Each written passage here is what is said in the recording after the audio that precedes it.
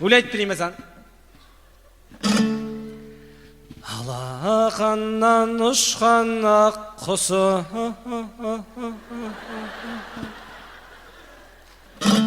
барасың ұшып шалғайға.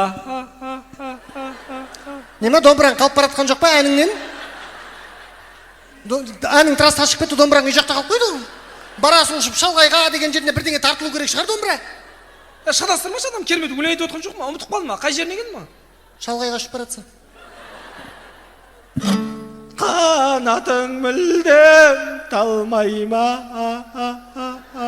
Не азын айт, деп автобус құсап. Демей бір нормаль көңілде бір өлең айтуға бола ма?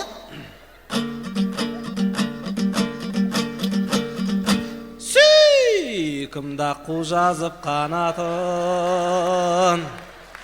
біздің көлден ұшып қонатын, ұстап алып үйге ап келдім, сол аққуың дәу қарағатын. Айналайын ақ сәулем, газдың астын жақ сәулем, шәй ішейік сырласып қайнатшы күнім. Күндей күліп арайлым, шәй қоят деп қараймын, шәй ішейік сырласып аққуым менің.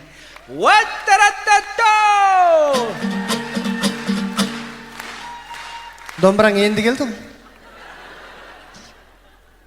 Сөзін өзің шығардың ба? Иә.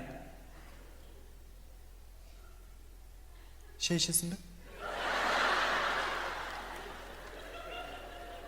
Давай. Шайға корица қосайын ба? Давай. Гвоздика қосайын ба? Давай.